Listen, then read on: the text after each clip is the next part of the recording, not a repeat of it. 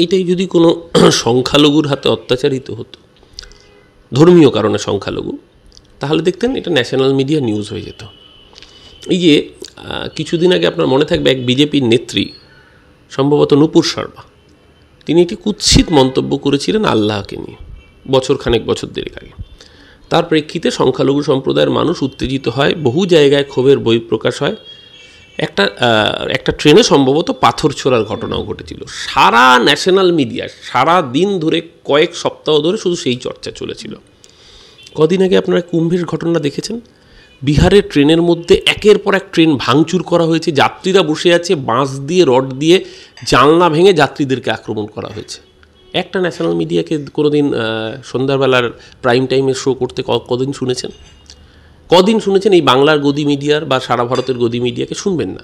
কারণ বিজেপির রাজত্বে এটাই এক্সপেক্টেড। বিজেপি যতদিন হিন্দু মুসলমান পারবে ওই কার্ড খেলবে, যেদিনকে হিন্দু মুসলমান কার্ড খেলার থাকবে না সেদিনকে ও দলিত বনাম উচ্চবর্ণের কার্ড খেলা শুরু হবে।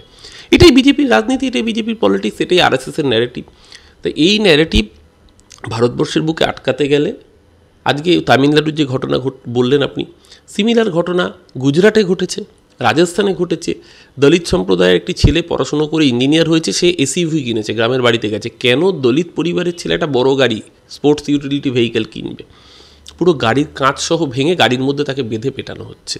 তো এই চিত্র ভারতবর্ষের সর্বত্র। বিজেপি যতদিন এদেশের বুকে ক্ষমতায় থাকবে, এই চিত্রের রিপিটেশন হওয়া ভারতবর্ষের মানুষের জন্য নিয়তি, মোস্ট আনফর্চুনেট। কিন্তু এটাই বোধহয় ভবিতব্য যতদিন বিজেপি ভারতের ক্ষমতায় থাকবে।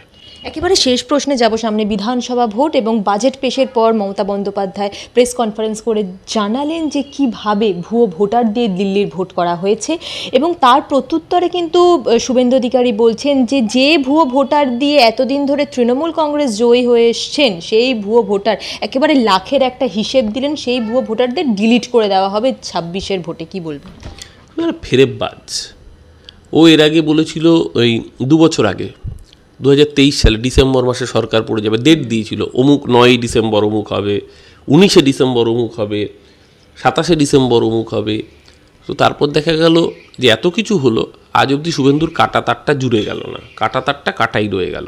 সেই জায়গায় দাঁড়িয়ে শুভেন্দুকে অস্তিত্ব রক্ষার জন্য এই ধরনের ভুলভাল আলটপকা মন্তব্য করে খবরে ভেসে থাকতে হবে। গতকালকে আমি আপনাদের বলছি, গতকালকে শুভেন্দু অধিকারী দিল্লিতে গিয়েছিলেন। যাওয়ার আগে এখানে ঘনিষ্ঠ মহলে বলে গিয়েছিলেন যে তিনি দিল্লিতে যাচ্ছেন, সভাপতি হবেন বলে রাজ্যের। যদি তিনি না হন তাহলে অন্তত নিজের কাছের কোনো মানুষকে সভাপতি যাতে করে তার ব্যবস্থা করতে অমিত শাহ নরেন্দ্র মোদীর সাথে কথা বলতে যাচ্ছেন। আমাদের কাছে যতটুকু খবর, অমিত শাহ তো দেখা করেননি, নরেন্দ্র মোদী দূর দূর করে তাড়িয়ে দিয়েছেন, অমিত শাহও দেখা করেননি। শেষে আর কোনো উপায় না পেয়ে মুখ রক্ষার জন্য জগদীপ ধানকার তার একটা কোনো রকমে 15 মিনিটের একটা অ্যাপয়েন্টমেন্ট বাগিয়েছিলেন, গিয়ে একটা ফুলের বুকে নিয়ে দিয়েছেন, ছবি তুলেছেন যাতে নিজের মান রক্ষা হয়। কিন্তু জগদীপ ধানকার কে? তিনি বিজেপির কোনো কর্মসমিতিতে আছেন?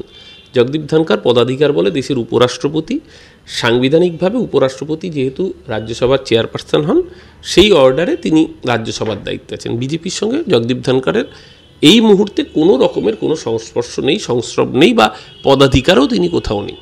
তাই খুব স্বাভাবিকভাবে জগদীপ ধানকারের সাথে সাক্ষাৎকারের সঙ্গে শুভেন্দুর এ রাজ্যের সভাপতি হওয়া বা অন্য কাউকে সভাপতি করার কোনো সম্পর্ক নেই।